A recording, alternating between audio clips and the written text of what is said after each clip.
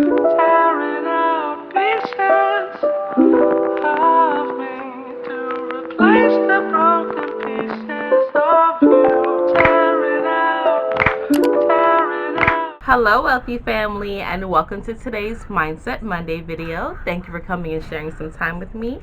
I love and appreciate you all. Welcome, new subscribers. We are about to hit 700, and then that's just a skip hop from 888, right? Remember, that's our goal. We still striving and pushing towards that. All right, so today's Mindset Monday video, we are going to talk about how to process and work through childhood traumas. Okay, so I don't know about y'all, but I've had some childhood traumas. I've had some things that I've had to deal with, and everyone's traumas are different. All right, just because someone wasn't locked in a closet or starved or something drastic doesn't mean that they didn't have trauma. All right, not being hugged or kissed or being told I love you, even though they had every single physical possession in the world, can be very traumatic for a child.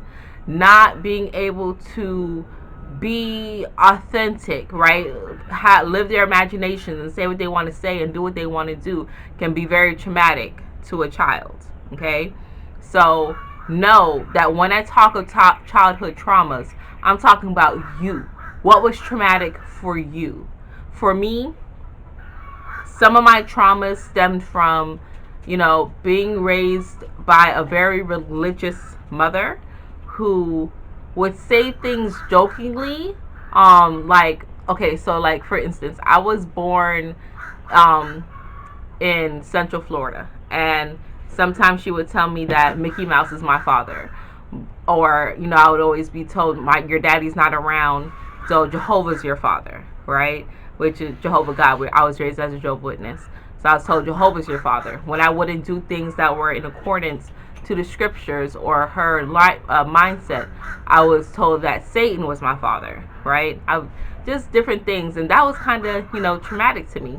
There were times where I wanted to express myself artistically, and some of the things that I would write, because I used to write a lot, poems, letters, books, things of that nature. Some of the things I would write, I was told, that's not pleasing to Jehovah.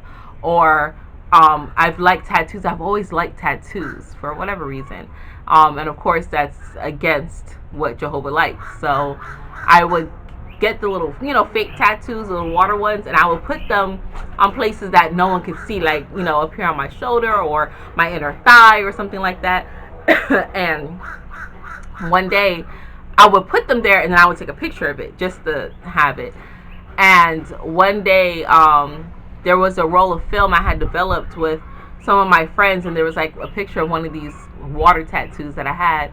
And one of the elders in the congregation was flipping through it and saw it and was like, well, what's this? This is a tattoo. You have a tattoo? And I was like 14. I'm like, no, brah, I don't have a tattoo. It's just a little water tattoo. He's like, oh, okay, because I didn't want to tell your mom. That was kind of traumatic to me too, right? I got my first tattoo when I was 29. My Pisces on my leg. Well, y'all don't know, but I have a Pisces tattoo on my leg. And I started it by just putting the birthdays of the 4 Pisces in our house. And then I waited a whole nother year because I had to work through my traumas to get the rest of it, the little fish and the symbol in the middle of it. Like, the first tattoo at 29, the next one was at 30. Like, it took some time. Now I got tattoos everywhere. I'm itching to get another one, right? I couldn't get it last year because I was pregnant, but I'm itching to get another one. Me and my daughter are gonna go. But tattoos are a form of art, right? I would never get a tattoo that didn't mean something. Every one of my tattoos means something, and they're symbols because it's a part of me. But for a while, I was afraid to do so because of the traumas that was introduced. Being pregnant again. I had a lot of people tell me, you're so young, oh, you're so wise, or, oh, is this your first? And I'm like, no, this is my fourth. This is my fourth child that I'm carrying and about to deliver. I'm 37. I'm not young.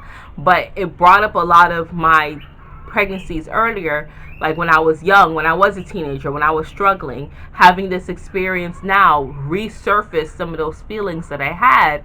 And I was like, man, I thought I was done with this. Like, this is 20 years ago. Why am I dealing with this again? Why are all these feelings being dredged up again? But it's because somewhere underneath, you always have a little bit of that inner child looking to be healed, right? You can do the work now, but not be complete of it, and have a cycle come back around and say, hey, are you good, right? Are you going to be all right if this happens again? And sometimes you are good and you can put it to rest, but other times it's like, oh my God, it's trauma all over again, and you start crying, right?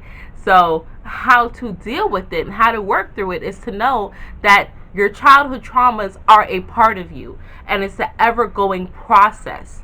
Do not beat yourself up because you feel like that should have been long done. Like, why are you still going through it? Don't beat yourself up because of things that happened to you as a child when you didn't know better, or maybe you did know better, but you just didn't have the power in order to enact it, right? See, there was times where my mother would do things and I would long for another adult in the household, my father maybe, right? I had older siblings. Some of my siblings are, they're like 20 something, almost 20 something years older than me, right? So I would long for another adult to listen to me, to hear me. And because my siblings were older than me and had their own lives, and my father is an absent father, then I had no one to really turn to, and it caused me to like just go within and be like, you know what, I can handle myself. I don't really need nobody, right? And still to this day, I see that come up where I'm like, okay, no, Chanel, you got to release that, right? You got to open up about it. Don't revert back to the old ways, because for so long, right, for so very long, for more than half of my life, that's just how things were. It was just Chanel. Let me just deal with it on my own. I don't need to express myself to you or to anyone else. Right? That's something I have to work through. I had to give myself grace in order to process it. I also had to realize that my childhood traumas made me who I am today, and it's not a bad thing. So I'm not a bad person, right? I feel I'm a well-rounded, grounded, loving individual for the most part, right? So it's not a bad thing, the things that I experienced. Although some people may view some of the things I went through as horrific and, may have called DCF and had me removed from the home, had it been today, 2022, but I saw them as experiences for me to relate to, right? I can now talk to someone and relate to them. When I hear them tell me their story, I can now use what I went through to say, you know what, I can be truly empathetic to you because I too experienced XYZ. Right? And this is how I was able to overcome it. I also had to work through my anger and replace that with understanding and love. Okay? And forgiveness. I threw a bit of forgiveness in there too, right? Because I had to realize that the things that were being bestowed upon me, although they were harmful, they weren't malicious. And if you were traumatized in a malicious way, if someone did something malicious to you, know that they were just bestowing their own malice on you. It's not because they hated you. It's because they hated themselves. And they didn't know how to deal with that hate and that malice they had in their heart. So they had to try to get rid of it in some way, and they bestowed it upon you, the powerless, unsuspecting, naive, gullible, malleable child. It was not your fault. It was not your fault, and you have to release that. Give that person the forgiveness in your mind and your heart, and expel that energy from you so you're not carrying it around as an adult. There's many traumatized adults that are walking, they're just grown children is what I want to say. There's many adults that are just traumatized children in adult bodies. Their mindset is still traumatized. They're still in that childlike form. But you have to release that for your own good, for your own well-being. Not for the person that caused it, but for you. So that you can grow and you can feel lighter. There's nothing wrong with therapy, which is why I offer those healing sessions.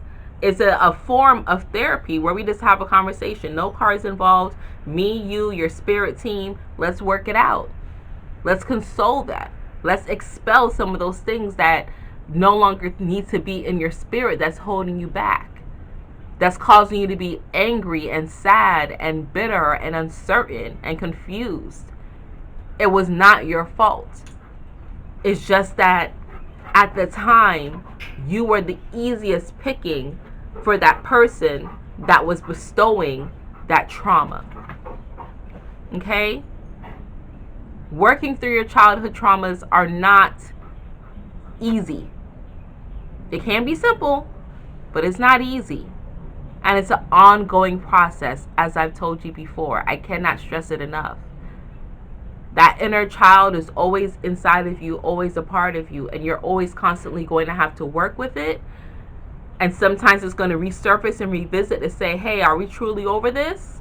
So that we can move to the next level. And then once you really are, once you can work through it without being angry, bitter, crying, sad, then you know, okay, I'm ready for the next challenge. Okay? No more recycling and handing down the trauma from one generation to the next just because that's how my mama did it, or that's how my daddy did it, or that's how my grandparents did it. No more of that. We're setting new trends. Okay? We're ushering in a new world so that the rainbow children can have a beautiful lifestyle free from the construct of confusion. Okay? So, that is all that I have for you today. As you work through your childhood traumas, give yourself grace, give yourself a hug, tell yourself that you love yourself. I love you. And it may be difficult at first, but I promise you it gets easier. And as it gets easier, you will begin to believe it and start to live it. Okay? Okay. That's all for our Mindset Monday. And until we connect again, stay alert, stay aware, and live in love. Peace.